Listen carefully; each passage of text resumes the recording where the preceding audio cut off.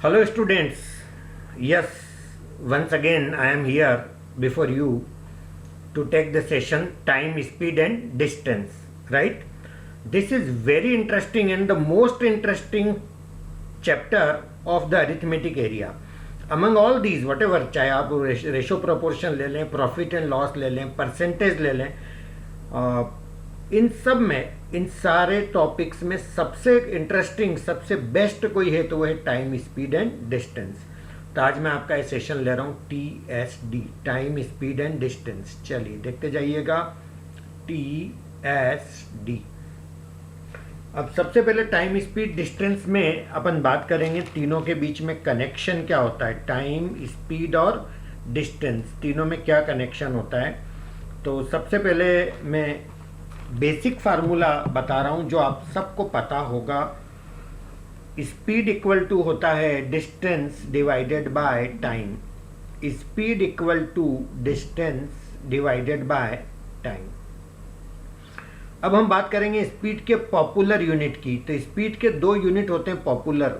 एक होता है हमारा किलोमीटर पर आवर और दूसरा हमारा होता है मीटर पर सेकंड. ये दोनों पॉपुलर यूनिट है स्पीड के. तो ये याद रखिएगा, किसी क्वेश्चन में यदि किलोमीटर है तो साथ में आर लेना है सब जगह, मीटर है तो साथ में सेकंड होना चाहिए. कहीं ऐसा ना हो कि एक क्वेश्चन में कहीं कोई चीज़ किलोमीटर पर आवर में चल रही है तो कहीं मीटर में चल रही है.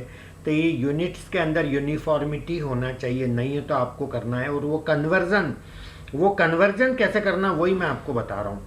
किलोमीटर पर आवर को आपको मीटर पर सेकंड में कन्वर्ट करना है तो मल्टीप्लाई करेंगे 5/18 से, और मीटर पर सेकंड को किलोमीटर पर आवर में कन्वर्ट करना है तो मल्टीप्लाई करेंगे 18/5 से. तो ये कॉन्सेप्ट आप याद रखिएगा. चलिए नेक्स्ट, स्पीड, टाइम और डिस्टेंस से रिलेटेड कुछ बातें अपन और करते हैं. अब मुझे एक चीज़ बताइए कि यदि 1000 किलोमीटर की जर्नी है और कोई बंदा 125 किलोमीटर की स्पीड से चल रहा है तो उसको कितना टाइम लगेगा. 1000 डिवाइडेड बाय 125 तो कितना आ रहा है, 8 आवर्स लगेंगे उसको. यदि यही 1000 किलोमीटर की जर्नी वो बंदा 50 की स्पीड से ट्रेवल करे तो टाइम लगेगा 1000 डिवाइडेड बाय 50 यानी 20 आवर्स लगेंगे, राइट. अब यदि मैं आपको बोलता हूँ कि स्पीड के ये जो दोनों वैल्यूज़ हैं इनको रेशो स्केल पे ले लें, यानी ऐसे रेशो निकालें, इनका सिंप्लीफाई करें, तो ये काय से कैंसिल होंगे, है ना. आप बोलोगे सर ये 5 से कैंसिल कर लो, है ना, यही बोलोगे ना. अरे यार थोड़े बड़े हो गए आप, बड़े नंबर से कैंसिल कर लेते हैं अपन, है ना. तो 25 5 जा 125 और ये 25 2 जा 50. अब यहाँ पर टाइम 8 और 20 ये काय से कैंसिल हो रहे हैं, 4 से. 4 2 जा 8 और 4 5 जा 20. तो ये 8:20 को अपन ऐसा लिख सकते हैं. और ये जो दोनों 1000 डिस्टेंस, ये दोनों का रेशो आ रहा है मेरा 1:1, यानी दोनों सेम है. अब यहाँ पर आपको एक चीज़ मैं आपको बताता हूँ कि जो स्पीड का रेशो है वो है 5:2 और जो टाइम का रेशो आ रहा है वो है 2:5. इसका मतलब ये हुआ कि जो स्पीड का रेशो है और जो टाइम का रेशो है ये दोनों एक दूसरे के रेसिप्रोकल होते हैं. ये 5:2 है तो ये 2:5 होगा. और ऐसा कब होगा, जब डिस्टेंस हमारा सेम हो, यानी डिस्टेंस का रेशो क्या हो, 1:1 हो. अब यहाँ पर एक चीज़ और समझने की जो आपको एक क्वेश्चन करते टाइम बहुत हेल्प करेगी. 5 + 2 कितना होता है, 7.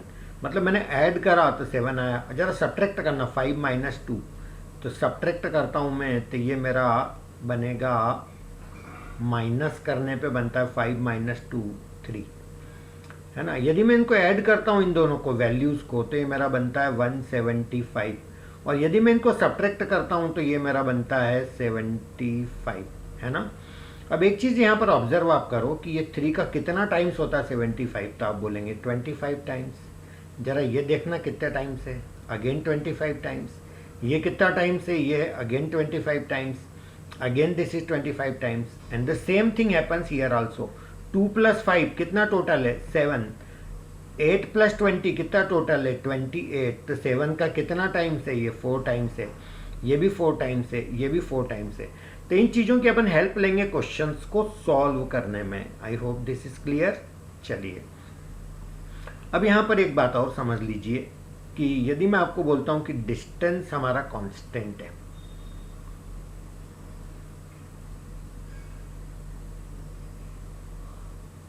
डिस्टेंस हमारा कांस्टेंट है, अपन 3 सिचुएशन की स्टडी करेंगे। एक बार अपन ले लेंगे टाइम कांस्टेंट,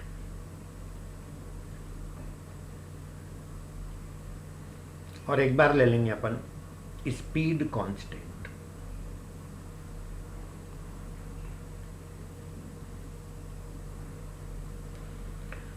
यदि अपन इन तीनों की स्टडी कर रहे हैं और डिस्टेंस को कांस्टेंट में मान रहा हूं, तो बची 2 चीज है, टाइम और speed. Is that clear? Speed और टाइम, इनके बीच में कैसा रिलेशन होगा वो मैं आपको बता रहा हूं। अब यदि डिस्टेंस मेरा कांस्टेंट है तो ज़्यादा स्पीड से गाड़ी चलाओगे तो टाइम कम लगेगा, मतलब स्पीड ज़्यादा होगी तो टाइम कम लगेगा, और स्पीड कम होगी तो टाइम ज़्यादा लगेगा। तो इन दोनों में रिलेशन कैसा होता है? इनवर्स रिलेशन होता है, याद रखिएगा। और यदि टाइम कांस्टेंट है, हम आपको बोल देते हैं कि भाई हमारे पास तो 2 ही घंटे हैं, टाइम फिक्स है, तो यदि आप स्पीड ज़्यादा रखोगे तो डिस्टेंस ज़्यादा कवर कर पाओगे, और स्पीड कम रखोगे तो डिस्टेंस भी कम कवर कर पाओगे। यानी यहाँ पर कैसा रिलेशन है? डायरेक्ट रिलेशन है इन दोनों के बीच में। Is that clear? तो आप याद रखना, स्पीड और टाइम के बीच में इनवर्स रिलेशन होता है, बाकी सब के बीच में डायरेक्ट होगा। अब यहाँ पर स्पीड कांस्टेंट है तो टाइम और डिस्टेंस, टाइम यदि ज़्यादा दोगे तो डिस्टेंस ज़्यादा कवर कर पाओगे, और टाइम कम दोगे तो डिस्टेंस कम कवर पाओगे। तो ये भी कैसा रिलेशन हो गया? डायरेक्ट रिलेशन हो गया। तो ये चीज़ों का आपको नॉलेज होनी चाहिए क्वेश्चन सॉल्व करने के लिए। Is that clear? नो, यदि कोई आपको बोलता है रेशियो ऑफ स्पीड, ये है A/B, तो रेशियो ऑफ टाइम क्या होगा? उल्टा, B/A, याद रखिएगा। Is that clear? यदि कोई आपको बोलता है कि रेशियो ऑफ स्पीड A/B/C, तो रेशियो ऑफ टाइम क्या होगा? उल्टा मत बोल देना CB है, ऐसा नहीं चलता है। इसमें A को छुपाओ तो ये बचे 2 कौन? BC, तो B का C से इंटू करेंगे।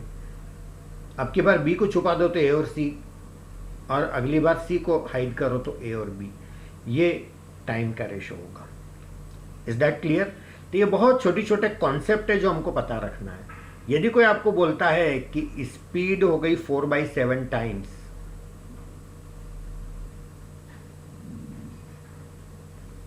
तो बताओ टाइम कितना हो जाएगा? तो टाइम लगेगा 7/4 टाइम्स, ऐसा उल्टा चलता है। तो ये चीज़ों को आपको याद रखना है क्वेश्चन सॉल्व करने के लिए। Is that clear? चलिए आगे बढ़ते हैं।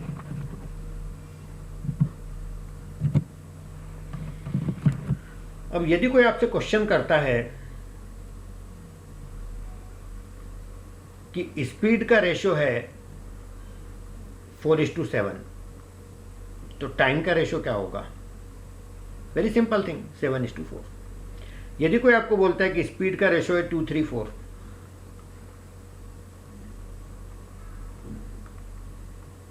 तो टाइम का रेशियो क्या होगा? तो आपका जवाब होगा, इस 2 को छुपा देंगे तो 4×3 = 12, 3 को छुपा देंगे तो 2×4 = 8, 4 को छुपा देंगे तो 2×3 = 6, ये होगा। और सिंप्लीफाई कर सकते हैं आप, कैसे कैंसिल कर रहे हैं इसको 2 से, तो ये आ गया 6, 4, 3। This is my answer. Is that clear? चलिए अब क्वेश्चन बताता हूं मैं आपको, क्वेश्चन किस तरह से सॉल्व करेंगे। If a person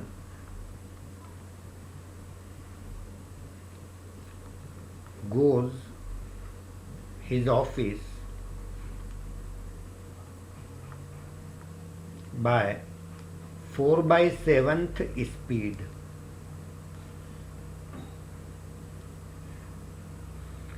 then he becomes 30 minutes late. Find his usual time to reach office. अब देखिए क्वेश्चन के अंदर आपको दिया है कि एक बंदा डेली ऑफिस जाता है और आज वो किस स्पीड से जा रहा है 4/7। शायद आप समझ पा रहे होंगे 4/7 किसी का करेंगे नंबर का तो वो नंबर उससे भी छोटा हो जाएगा, यानी स्पीड कम हो रही है और स्पीड कम होगी तो टाइम ज़्यादा लगेगा, इसीलिए तो वो बंदा लेट हो रहा है। तो आपको ये बताना है कि उसको ऑफिस पहुंचने में यूजुअल कितना टाइम लगेगा। Is this clear? याद करिए आप कैसे करते थे इस क्वेश्चन को, कभी स्कूल में किया हो आपने तो। डिस्टेंस भी तो नहीं पता है ना। अपन अज्यूम कर लेते हैं डिस्टेंस है D.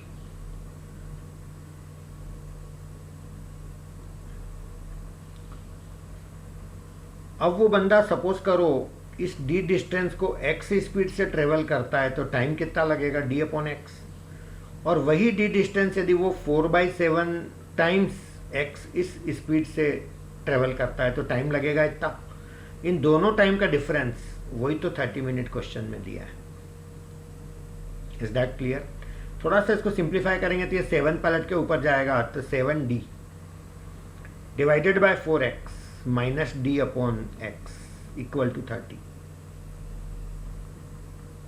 LCM 4x 7d minus 4x को x से डिवाइड करो 4d equal to 30। 3d/4x equal to 30। तो 3 से कैंसिल 30 तो 10। तो d/x इक्वल टू 4 को क्रॉस मल्टीप्लाई करो तो ये आ गया 40। d क्या था? डिस्टेंस। और x क्या था? Usual speed. Distance upon speed ही तो टाइम होता है, तो टाइम आ गया 40 मिनट। मतलब उस बंदे को यूजुअल टाइम कितना लगता है ऑफिस पहुंचने में? 40 मिनट्स लगते हैं। Is that clear? चलिए अब मैं आपको एक चीज बताना चाहूंगा कि इसी क्वेश्चन को अपन और कैसे कर सकते हैं। ऐसा तो इतना बड़ा तो अपन स्कूल में करते थे, यहाँ इतना करने की ज़रूरत नहीं है। अब यहाँ पर कैसे करना है मैं आपको बताता हूँ। बहुत आसान सा अप्रोच मैं आपको बताता हूँ और मैंने अभी भी आपको सिखाया भी है। स्पीड, टाइम और डिस्टेंस। अब जब वो ज़्यादा स्पीड से जा रहा है तब भी डिस्टेंस उतना ही चल रहा है, जब कम स्पीड से जा रहा है तब भी डिस्टेंस इतना ही चल रहा है। तो दो केस अपन ले लेते हैं और डिस्टेंस का रेशो क्या है? 1:1। अच्छा, उसने स्पीड कितनी कर दी? 4/7 टाइम्स, है ना। तो यदि मैं आपको बोलता हूँ कि पहले स्पीड x थी तब स्पीड कितनी हो गई? 4/7 टाइम्स x। तो ये कैंसल करके can I say this ratio is 1:4/7। अब दोनों रेशो को सेम चीज़ से मल्टीप्लाई कर सकते हैं, तो can I say this ratio is 7:4? Yes no? तो स्पीड का रेशो क्या है? 7:4। तो टाइम का रेशो उल्टा हो जाएगा 4:7। पहले कितना टाइम लगता था मुझे नहीं पता, अब कितना लगता है मुझे नहीं पता, पर अब 30 मिनट लेट हो गया, यानी 30 मिनट ज़्यादा लग रहे हैं, यानी ये दोनों टाइम का डिफरेंस 30 है।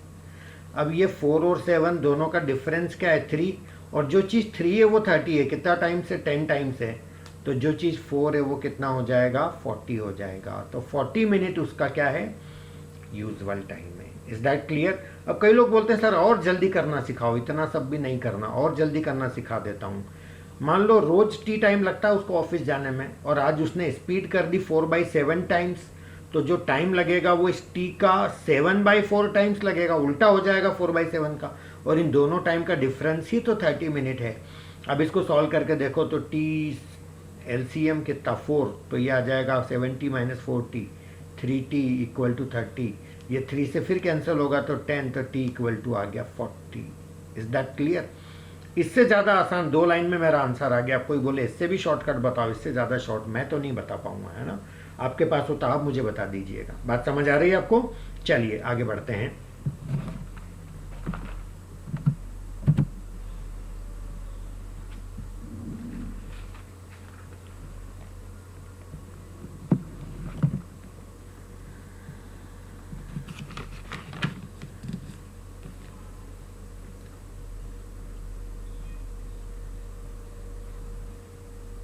If a person goes with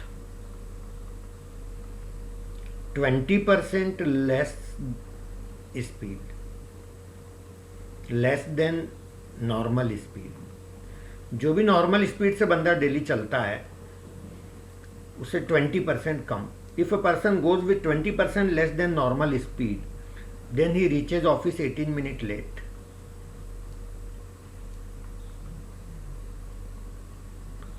Then he reaches office 18 minute late.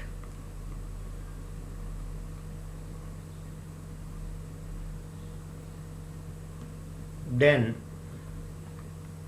if he goes with 20% more than normal speed,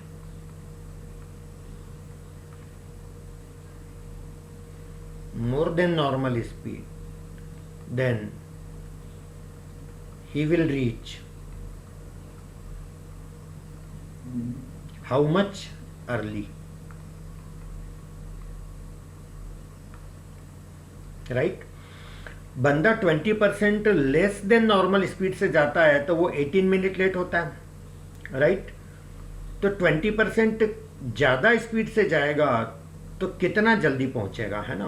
कई लोग तो बिल्कुल राइमिंग में बोल देते हैं इस तरह से कि 20% कम स्पीड है तो 18 मिनट लेट हो गया, तो 20% ज़्यादा स्पीड कर दोगे तो 18 मिनट जल्दी आ जाएगा, है ना? दिल कई बार ऐसा बोल देता है, बट ऐसा दिल का डिसीजन नहीं लेना है यहाँ पर, है ना? माइंड, दिमाग से सोचना है आपको, दिमाग जो बोलता है वही सही है ना? तो यहाँ पर आप देखिएगा, अपन सॉल्व करके देखते हैं। सबसे पहले अपन इसकी बात करते हैं 20% लेस स्पीड की। तो नॉर्मल स्पीड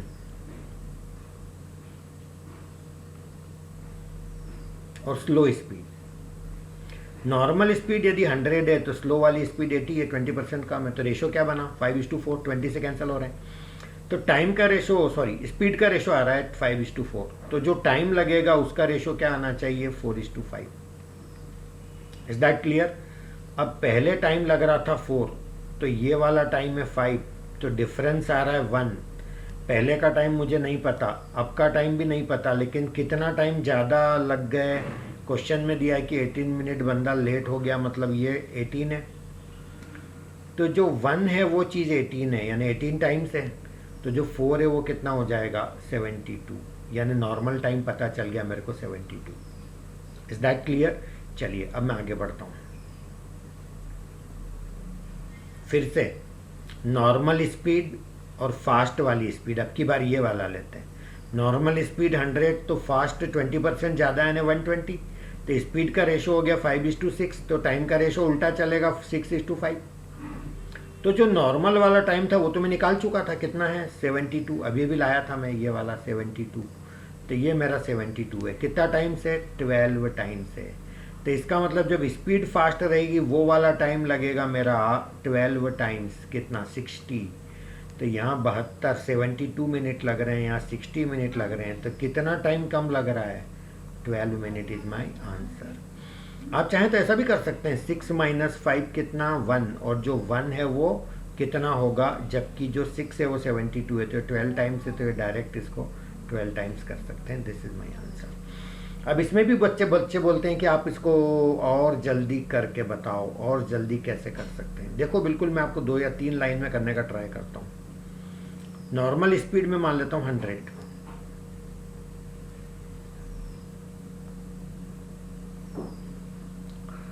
तो जो मेरी स्लो वाली स्पीड है वो 80 हो गई, तो जो मेरी फास्ट वाली स्पीड है वो मेरी 120 हो गई। तो इसको मैं सिंप्लीफाई करूं तो ये 5 हो गया, ये 4 हो गया, ये 6 हो गया। ये काय का रेशो आ गया? ये स्पीड का रेशो। और स्पीड का रेशो ये है तो टाइम का रेशो मेरा बनेगा, अभी भी सिखाया था, इसको छुपा दो तो ये 4 6 = 24। इसके लिए इसको छुपा देंगे तो 5 6 = 30, और अब की बार इसको छुपा देंगे तो 5 4 = 20। Is that clear? ये कौन सा वाला टाइम है? जब स्पीड नॉर्मल थी। ये कौन सा वाला टाइम है? जब स्पीड स्लो थी। इनमें डिफरेंस कितने का आ रहा है? 6 का। और उन्होंने क्वेश्चन देने वाले ने डिफरेंस कितना दे रखा है? 18 मिनट लेट हो गया वो 18 का। Is that clear? जो 6 है वो 18 है। अच्छा, उन्होंने ये पूछा कि जब वो बंदा स्लो स्पीड फास्ट स्पीड से चल रहा है तो टाइम लगेगा 20 और नॉर्मल वाला टाइम है 24। तो इन दोनों टाइमिंग्स का डिफरेंस आ रहा मेरा 4। तो जो 6 है वो 18 है, 3 टाइम्स है, तो जो 4 है वो 3 टाइम्स करेंगे तो वो मेरा 12 हो जाएगा। Is that clear? तो ये चीज़ें यदि आपको समझ आती है तो आपका और टाइम बचेगा and you will be able to crack very all competitive exams in least possible efforts. Is that clear? चलिए आगे बढ़ते हैं।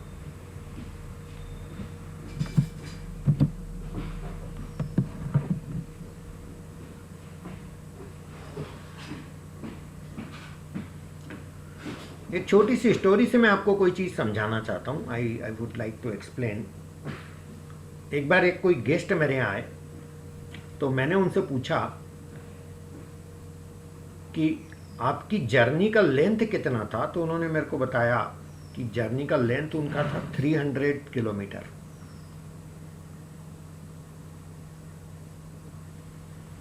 मैंने उनसे पूछा आपने किस स्पीड से गाड़ी चलाई, क्योंकि मुझे ऐसा लग रहा था उनको बहुत टाइम लगा दिया उन्होंने आने में। मैंने कहा आपने रास्ते में कहीं वेट किया, कहीं कुछ ड्रॉपेज वगैरह? बोले नहीं, कोई स्टॉपेजेस कोई कुछ कहीं नहीं रुके थे, हम कंटिन्यूसली गाड़ी हम चला ही रहे थे। मैंने कहा आपने गाड़ी किस स्पीड से चलाई, तो उन्होंने बोला कि कभी हम 20 की स्पीड से चला रहे थे तो कभी हम 70 की स्पीड से चला रहे थे। तो मैंने सोचा ठीक है, कभी 20 की स्पीड से चला रहे थे, कभी 70 की स्पीड से चला रहे थे, तो एवरेज स्पीड मैंने ऐसे निकाल ली 20 + 70/2, तो ये आ गया मेरा 90/2, यानी कि 45 मैंने स्पीड मान ली एवरेज। और 300 किलोमीटर वो चले और 45 की स्पीड थी, तो मैंने कैंसिल करना चाहा। 15 3 जा 15 2 जा 20/3 6.66, यानी 6 से 7 घंटे के बीच में उनको लगना चाहिए थे उस जर्नी के अंदर। Is that clear? लेकिन वो 10 घंटे में आए। तो फिर मैंने उनसे और डिटेल में पूछा कि आपने गाड़ी कैसे चलाई 20 और 70, और इससे मेरा कैलकुलेशन से इतना फ़र्क क्यों आ रहा है?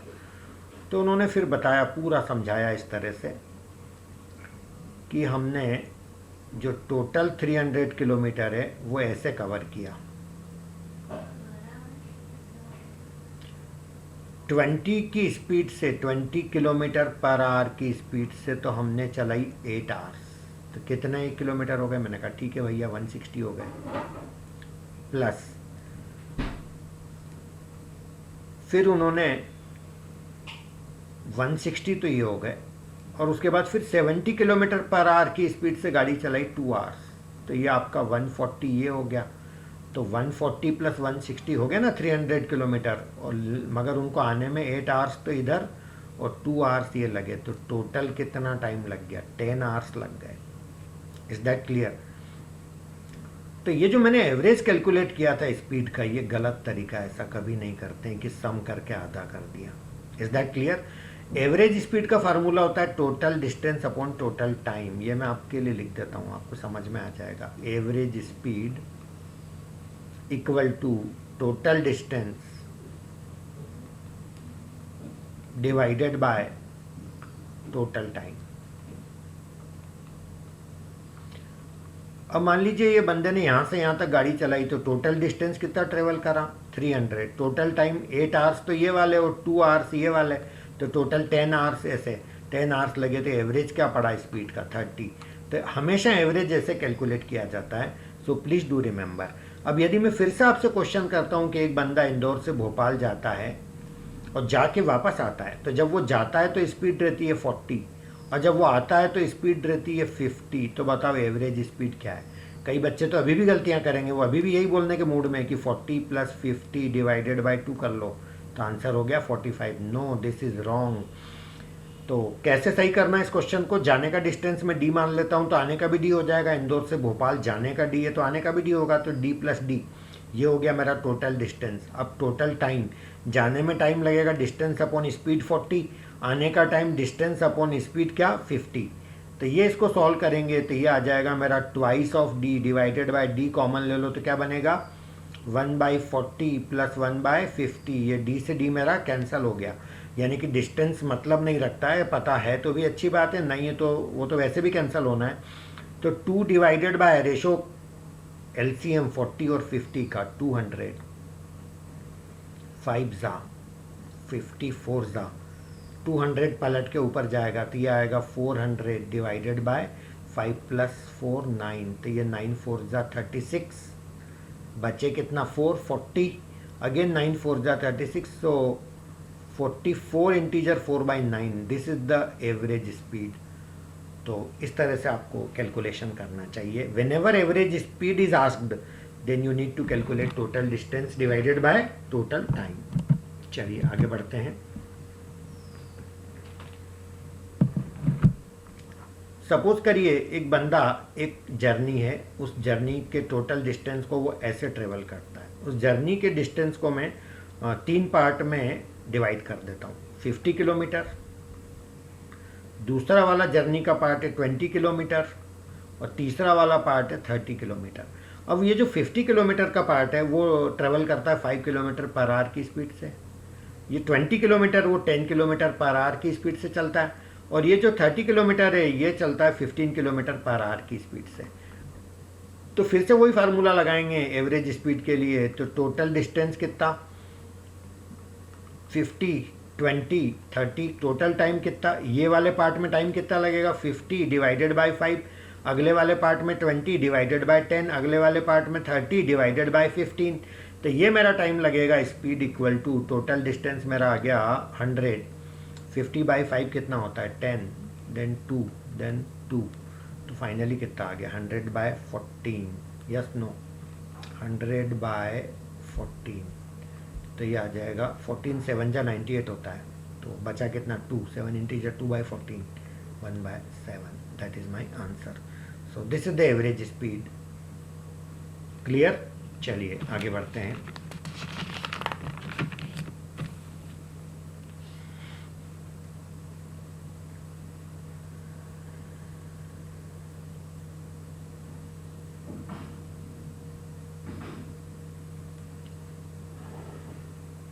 एक और कॉन्सेप्ट मैं आपको समझाऊंगा। ये तो ऐसा सिचुएशन था कि बंदा यहां से चल रहा है यहां तक, ये पूरा ड्यूरेशन एक same constant 5 kilometre per hour की स्पीड से चल रहा है। लेकिन कई बार क्या होता है, जैसे ट्रेन चलती है वो एक जैसी स्पीड से नहीं चलती। स्टार्ट में 0 से स्टार्ट होती है, फिर बढ़ते बढ़ते एक लेवल तक हम पहुंच जाते हैं, अचीव करती है। तो कई बार स्पीड, टाइम और स्पीड के जो ग्राफ रहते हैं वो ऐसे चलते हैं। मैं आपको एक छोटा सा एग्जांपल बताता हूँ कि जैसे ये मेरा ग्राफ है ऐसा,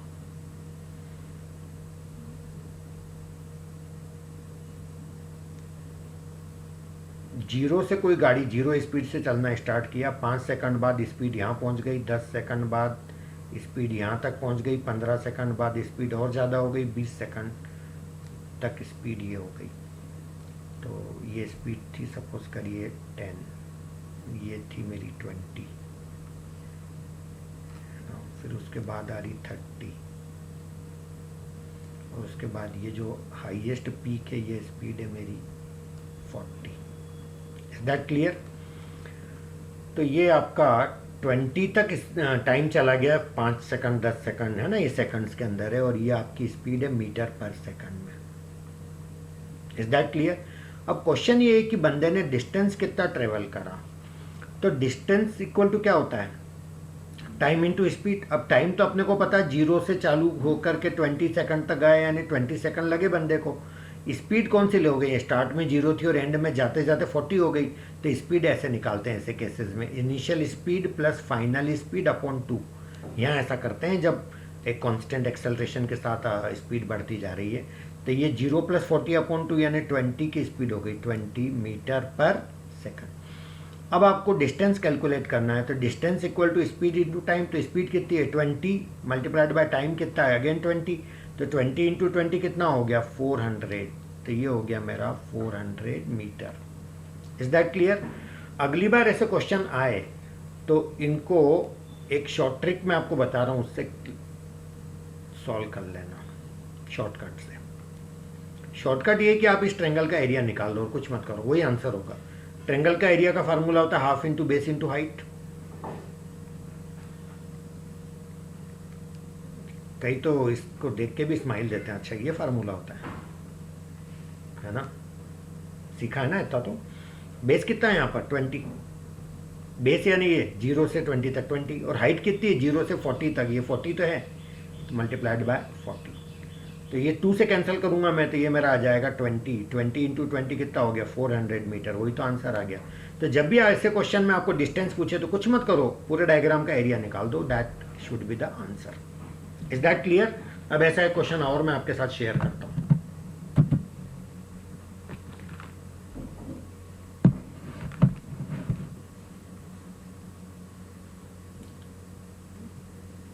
फिर से देखिएगा एक डायग्राम,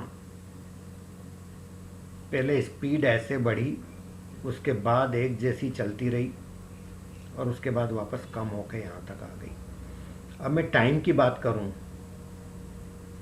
तो इस जगह आपका ये 10 सेकंड है, और इस जगह आपका ये टाइमिंग्स जा रहा है 30 सेकंड पे, और इस जगह आ रहा है 40 सेकंड पे।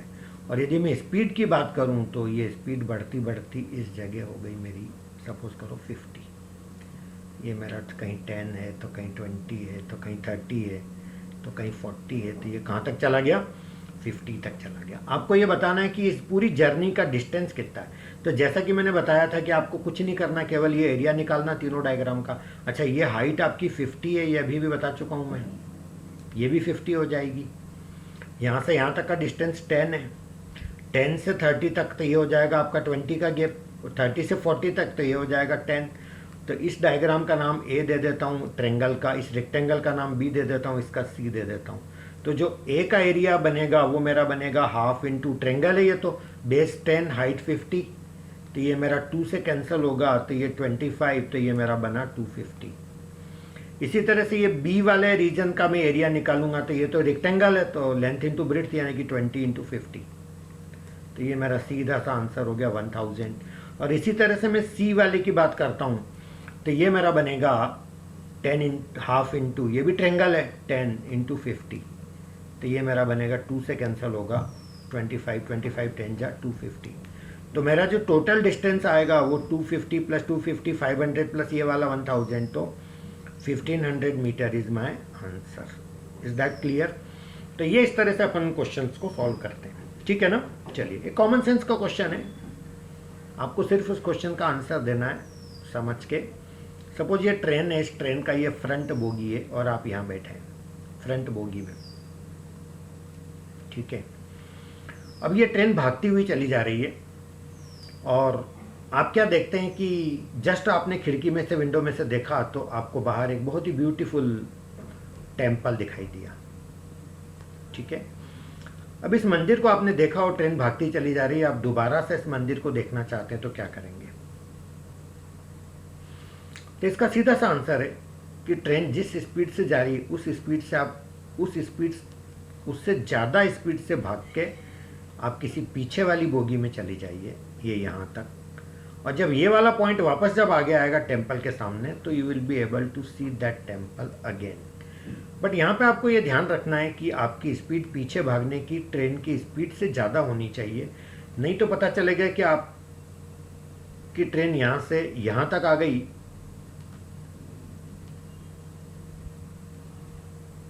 ट्रेन आपकी यहाँ तक आ गई और आप उठ के पीछे यहाँ तक ही आए, तो you won't be able to see the temple again. तो ये बहुत छोटे छोटे कॉन्सेप्ट पे बेस्ड क्वेश्चंस भी कॉम्पिटिटिव एग्जाम्स में आते रहते हैं, so you need to make this things clear. चलिए आगे बढ़ते हैं, एक बहुत अच्छा क्वेश्चन ले लेते हैं, कैट का क्वेश्चन है।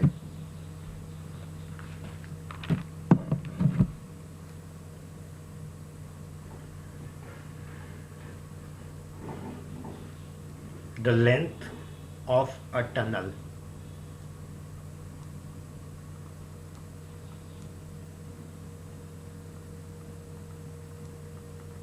is 800 meter. A cat is sitting inside the tunnel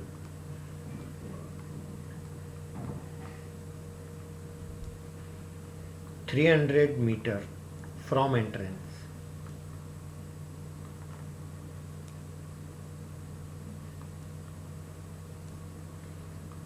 A train is standing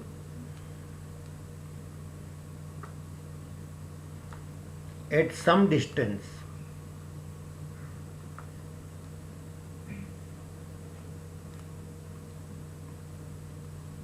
from entrance of tunnel. The train started moving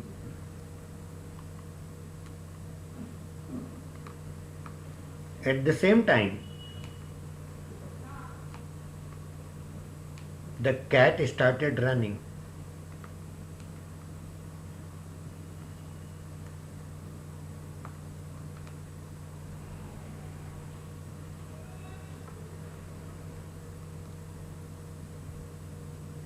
If cat run towards entrance, then meet train at entrance. And if it runs towards exit,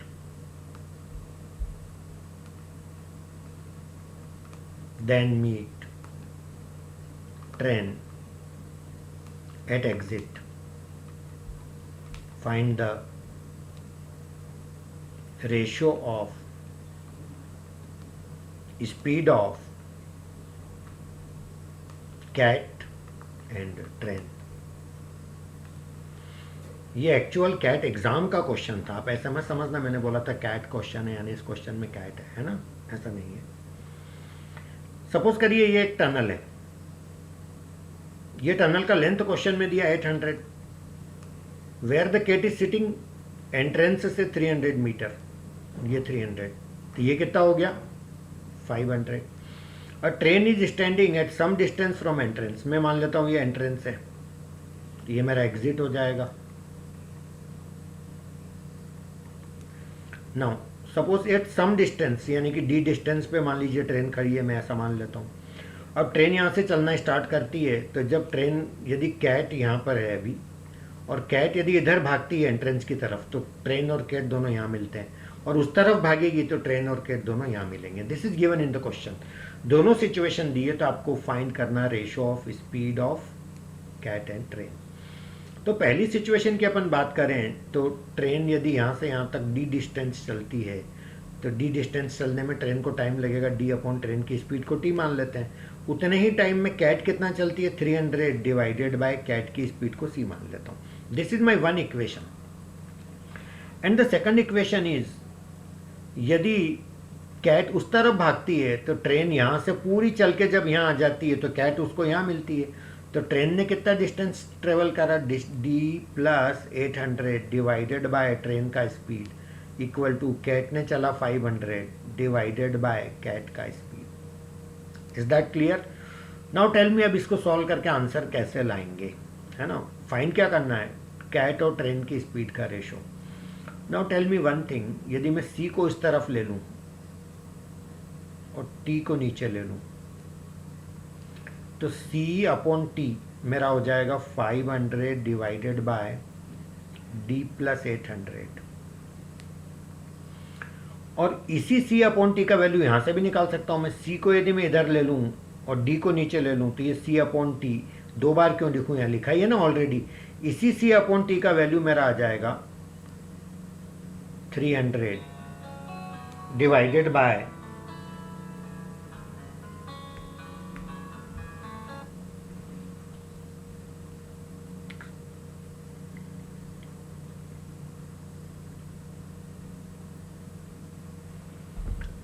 तो इसी से upon T का value हम लेंगे तो ये आ जाएगा 500 divided bye D plus 100, और इसी से अपॉन टी का वैल्यू मेरा आएगा इस तरफ से यदि मैं लेता हूं तो ये आ जाएगा 300 डिवाइडेड बाय डी।